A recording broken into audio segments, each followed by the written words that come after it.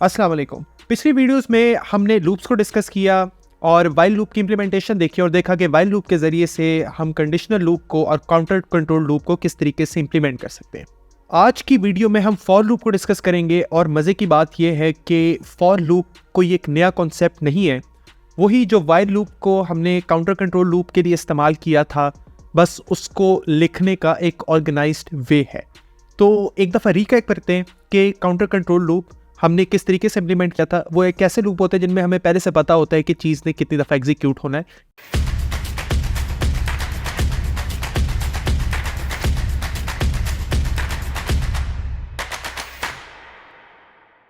हमने जो इम्प्लीमेंट किया था उसकी एग्जांपल थी कि 5 दफ़ा पुशअप लगाओ। तो रियल लाइफ में हम उसको किस तरीके से इंप्लीमेंट करते थे कि जब भी हमें कहा जाता है कि 5 दफ़ा पुशअप लगाओ, तो हम अपने जहन में एक ब्रेन सेल बना लेते हैं और उसके अंदर हम काउंट करना शुरू कर देते हैं कि कितने पुशअप लगा चुके हैं। तो सबसे पहले उसके अंदर 0 होता है, पहला पुशअप लगाते हैं, हम उसके अंदर अपडेट कर देते हैं 1, दूसरा पुशअप लगाते हैं, उसके अंदर अपडेट कर देते हैं 2। इस तरीके से जैसे ही हमारे पास 5 पुशअप हो जाते हैं और वो जो वैल्यू होती है वो गिवन वैल्यू के इक्वल होती है, उससे बढ़ जाती है, तो तब हम अपना काम जाके ख़त्म कर देते हैं। बिल्कुल इसी तरीके से यही काम हमने वाइल लूप के अंदर किया। जो हमें ब्रेन सेल था, हमने एक ब्रेन सेल बनाया, अपना एक वेरिएबल बनाया काउंटर के नाम से, जिसके अंदर हम काउंट करेंगे कि कितने पुशअप लगा चुके हैं, और वो एक इंटीजर टाइप का हमने वेरिएबल बना लिया और फिर कंडीशन लिखी कि जब तक वो वाली वैल्यू 5 से लेस है तब तक पुशअप प्रिंट होते जाए। तो पहली दफ़ा काउंटर में 0 होगा, कंडीशन ट्रू होगी, 0 is less than 5, pushup print होगा। फिर उसके अंदर हम काउंटर के अंदर 1 ऐड कर देंगे, फिर यहाँ पे 1 आएगा, कंडीशन ट्रू होगी, पुशअप प्रिंट होगा, काउंटर के अंदर हम 2 ऐड कर देंगे। फिर इसी तरीके से बढ़ते बढ़ते आगे जाके जब 5 आएगा, 5 is less than 5, condition false हो जाएगी, यहाँ पे हम अपना वाइल लूप खत्म हो जाएगा और उसके नीचे वाली लाइन प्रिंट हो जाएगी, वाइल लूप इज एंडेड। तो अगर ये जो हमने वाइल लूप के जरिए से काउंटर लूप इंप्लीमेंट किया, अगर आप इसको गौर से देखें तो इसके स्ट्रक्चर में टोटल 3 पार्ट है। पहला वो वाला वेरिएबल जो कि काउंटर वेरिएबल होगा, जो अपने जहन में स्टोर करके रखता है कि कितनी दफ़ा एक्शन परफॉर्म हो चुका है। दूसरी कंडीशन जो कि वाइल लूप के अंदर भी होती थी कि जब तक वो कंडीशन ट्रू है तो तब तक हमारा लूप चलता रहता है। और तीसरा इंक्रीमेंट, जो हर दफ़ा एक्शन परफॉर्म करने के बाद उस काउंटर के वेरिएबल के अंदर इंक्रीमेंट कर देता है। तो int counter is equal to 0 ये मेरे पास काउंटर है, while counter is less than 5 ये मेरे पास कंडीशन है, काउंटर प्लस प्लस ये मेरे पास इंक्रीमेंट है। तो अभी ये तीनों चीज़ें अलग अलग पड़ी हुई हैं, और अगर इन्हीं चीज़ों को मैं एक ऑर्गेनाइज्ड वे में लिख दूँ, मैं एक ब्रैकेट लगाऊँ और सबसे पहले मैं काउंटर लिख दूँ, फिर कॉमा लगा के मैं कंडीशन डिफाइन कर दूं और फिर कॉमा लगा के मैं इंक्रीमेंट की स्टेटमेंट लिख दूं और वाइल को चेंज करके मैं फॉर में तब्दील कर दूं, तो ये टोटल इंप्लीमेंटेशन है फॉर लूप की। तो हमारा प्रोग्राम फॉर के अंदर फ्लो किस तरीके से करता है। सबसे पहले हमारा कंट्रोल जाता है काउंटर के अंदर, काउंटर का वेरिएबल डिफाइन होता है, उसके अंदर कोई भी इनिशियल वैल्यू आती है। फिर जैसे ही वाइल लूप के अंदर चलता था, हम कंडीशन के अंदर जाते हैं, कंडीशन चेक होती है, अगर कंडीशन ट्रू होती है तो हम एक्शन के अंदर आ जाते हैं और एक्शन ख़त्म होने के बाद हम डायरेक्टली इंक्रीमेंट के अंदर चले जाते हैं। इंक्रीमेंट उस काउंटर वेरिएबल के अंदर इंक्रीमेंट करता है, फिर उसके बाद दोबारा कंडीशन चेक होती है, अगर कंडीशन ट्रू होती है हम दोबारा एक्शन के अंदर आ जाते हैं, एक्शन खत्म होने के बाद दोबारा इंक्रीमेंट के अंदर जाते हैं, फिर कंडीशन के अंदर जाते हैं, कंडीशन ट्रू होती है तो हम एक्शन के अंदर आ जाते हैं, अगर कंडीशन फॉल्स होती है तो वहाँ पर हमारा लूप एंड हो जाता है।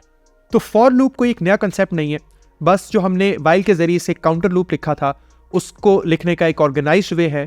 और ये ऑर्गेनाइज सिर्फ इसी वजह से है कि ये जो मस्ट एलिमेंट हैं किसी भी कंट्रोल लूप को इंप्लीमेंट करने के लिए, वो सारी स्टेटमेंट्स अलग अलग ना लिखी हो, वो एक ही लाइन के अंदर आ जाए और जब भी हमने उसके अंदर कभी भी कोई चेंजिंग वगैरह करनी हो तो हम वहीं से चेंजिंग कर सकें। हमें कोड के अंदर ढूंढना ना पड़े कि कहाँ पर हमने काउंटर को इनिशियलाइज किया है या कहाँ पर हमने इंक्रीमेंट लिखा हुआ है, हमें वो कोड में से ढूंढना ना पड़े, बस ऊपर से हम लाइन के अंदर जाके उन चीज़ों वगैरह को हम चेंज करते हैं। तो सिंपली अगर मैंने यहाँ पे फॉर लूप इंप्लीमेंट करना है तो सबसे पहले मैं फॉर लिखता हूँ int counter equal to 0 semicolon, मैं यहाँ पे पेस्ट करता हूँ और ये मुझे एरर दे रहा है कि काउंटर का वेरिएबल पहले से बना हुआ है, तो हम इसको चेंज करके यहाँ पे काउंट कर लेते हैं।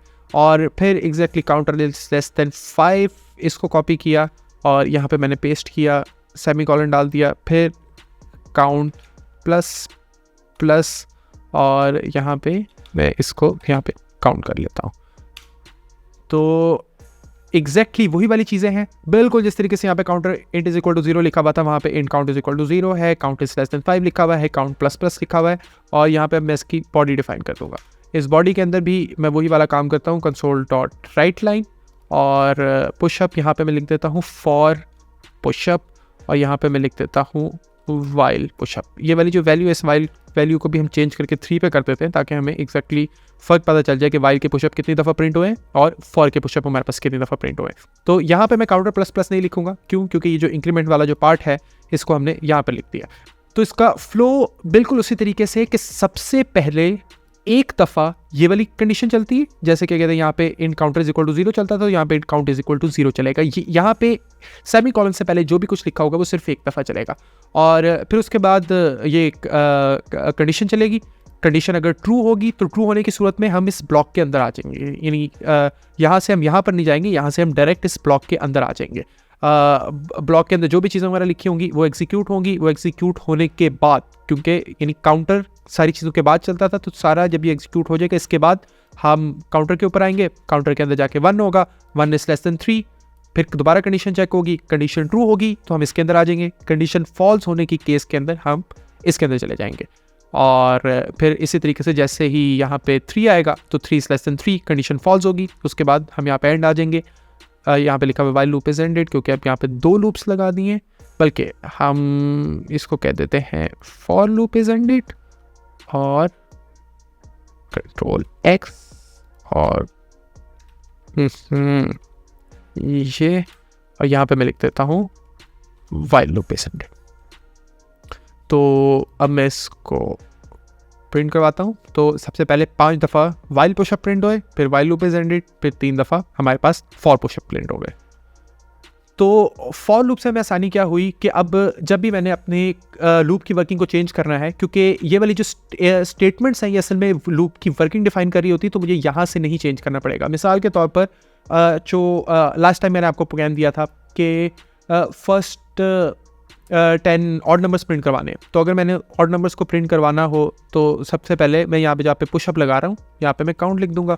अब जब मैं काउंट लिखूंगा तो जो भी काउंट की वैल्यू है वो प्रिंट होगी। तो एक दफ़ा इसको चला के देखते हैं क्या प्रिंट हो रहा है। तो यहाँ पे क्या प्रिंट हुआ, 0 1 2। पहली दफ़ा काउंट में 0 था, 0 प्रिंट हुआ, 1 हुआ, 1 प्रिंट हुआ, 2 हुआ, 2 प्रिंट हुआ। जैसे ही 3 की बारी आई थी तो कंडीशन हमारे पास फॉल्स हो गई थी। तो खैर ये तो हमारे पास नंबर है। अगर मैंने फर्स्ट 10 ऑड नंबर प्रिंट करवाने हैं तो मैं सिंपली, ऑड नंबर स्टार्ट होते हैं 1 से, ठीक है, और फर्स्ट 10 करवाने हैं तो 10 जाएंगे अराउंड 20 तक, ठीक है, काउंट इज लेस देन 20। और हर दफ़ा मैंने जहाँ पे 1 ऐड करना है वहाँ पे मैं उसके अंदर 2 ऐड करूँगा, यानी पहली दफ़ा काउंट के अंदर 1 हो, अगली दफ़ा काउंट के अंदर जाके 3 हो जाए, ठीक है। तो मैं काउंट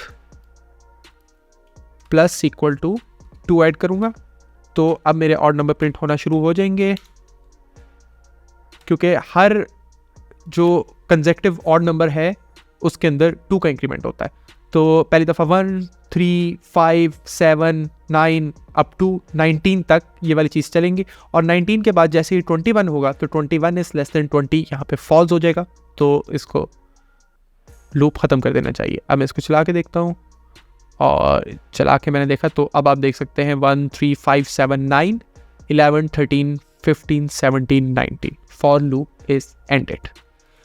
तो आई होप कि आपको यहाँ पर लूप की इम्प्लीमेंटेशन अच्छे तरीके से समझ आ गई होगी। मैंने अपनी पूरी कोशिश की है कि इसको जितना आसान रखा जाए, जितना इसको बेसिक रखा जाए उतना बेहतर है।